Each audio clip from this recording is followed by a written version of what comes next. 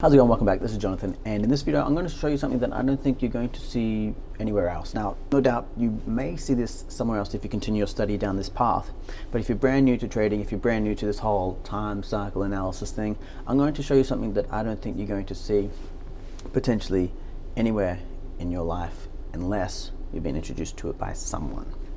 So I'm going to introduce you to a concept that is what we call active turn dates.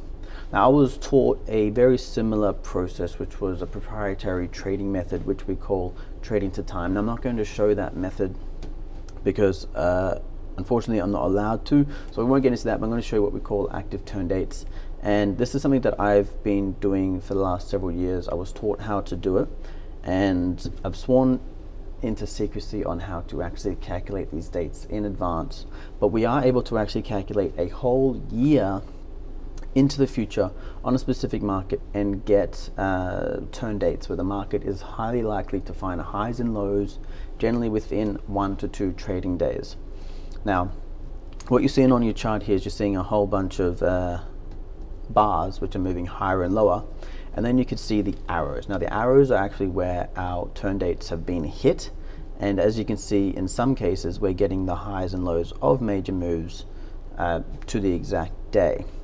Now, I always give a leeway of 1 to 2 trading days, and the reason why we give 1 to 2 days leeway is because we have weekends which the market doesn't trade on. So when we actually produce these forecasts for the month, occasionally they'll land on a weekend, such as like a Friday afternoon or a Monday morning, or even a Saturday, Sunday specifically, and we need to move that to an active trading date. So I'm going to now switch over to another screen, which is a group that we have behind closed doors. So I'm going to have to blur some content out here, but I'm going to give you the dates that we have been watching for the year, and I'll give you the rest of the month so you can actually see how this is going to play out for the remainder of July. Now, this forecast that we do for the whole year can be used to help you to not buy or sell at highs or lows. Now, it's not going to give you buy or sell signals, so you'd never use this sort of analysis to go buy or sell on a specific date, but you want to always pair up time, price, and pattern so that you can get better odds when it comes to actually buying or selling a specific asset. So these turn dates, when they land on price levels or patterns, pattern breakouts and things like that, that's when you'd use this method to actually buy or sell.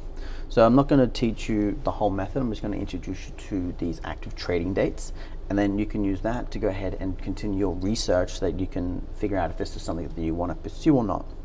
So let's go ahead and switch over to what we had as our potential turn dates for 2021.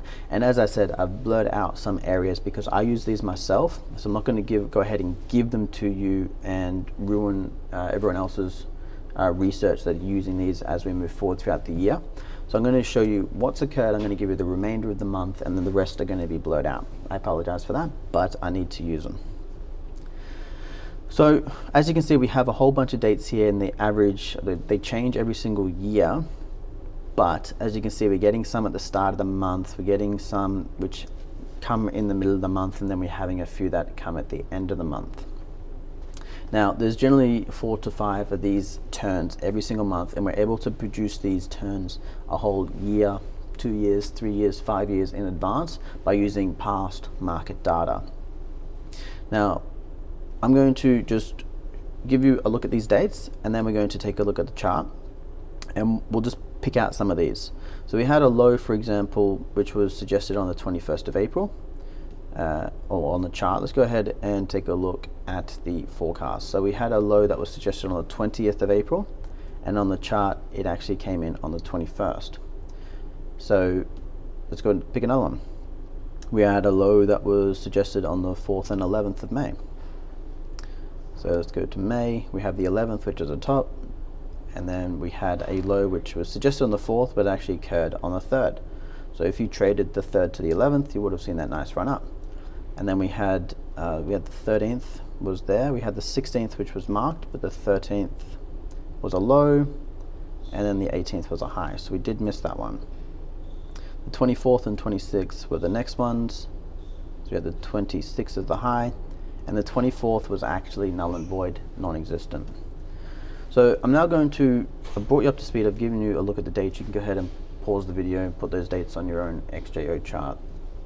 I'm going to now update the chart because I haven't done it for a little while, and we're going to stick on the remaining dates for the year.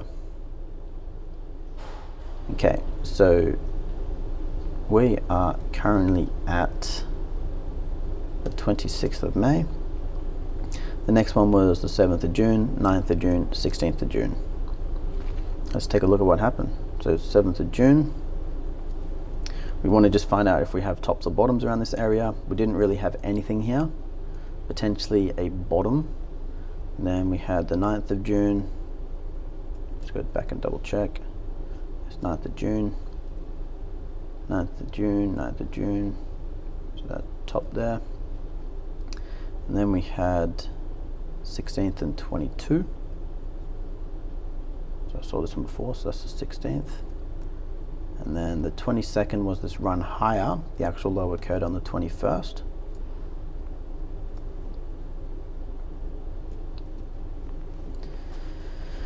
And then 29th was the next one. Let's see what occurred there. The 29th was another low.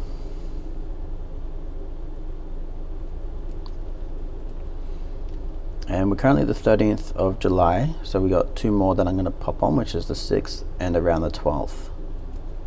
So the 6th was this low. The market came down through the 6th and then actually turned on the 7th. So I'm going to mark the 7th just so that we can get the actual lows. And then the 12th, well, we had a bit of a, this is what I mean with the weekends. So we would have gotten a weekend turn date, which was actually hitting. And I generally like to put my turn dates on the following Monday because it gives me an idea on what could happen Monday morning with the market shooting down a little bit further. That's sometimes what happens. But in this case, my guess on the market shooting down on Monday was wrong. And we actually had the 9th or the Friday, which was before the date that the market was turning, if the market's traded weekend, which was the actual low. So still, this is why we give it a 1 to 2 day leeway. So now that you've got an understanding of what we're looking for, and we're looking for lows and we're looking for highs, and we're marking them generally to the exact date, I'm going to give you the rest of July. So you have the 19th, 23rd and 28th to be looking for. I'm going to go ahead and just mark them on the chart. Let's get the drawing tool, sorry. So I believe the first one, just double checking, 19th, 23, 28. So 19th, so we generally go from, well, we got the 19th is the Monday, so this is probably a 16th to 19th thing. I'm just going to mark the 19th. And then we'll go to 23. Now, give these dates 1 to 2 days either side. Okay, 23rd is actually landing on possibly a Friday, because we're moving from the 23rd to the 26th next trading day. So keep that in mind as we approach it. Oops. And the last one for the month was the 28th. 28th. Now these end of month ones I've found produce very, very minor changes of trend.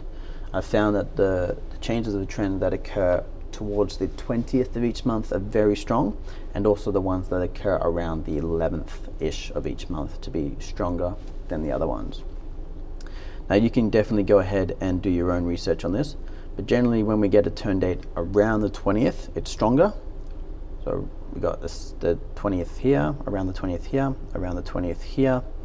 We go back, so around the 20th here, and I've also found around the 11th to be stronger when they're produced this year. So in this case, we've got a potential strong turn date coming into the 20th of this year, of July, and then the other two are probably going to be weaker or minor turn dates. So this is considered to be your introduction to this topic. I'm just going to cut this video off now, and I'll talk to you soon.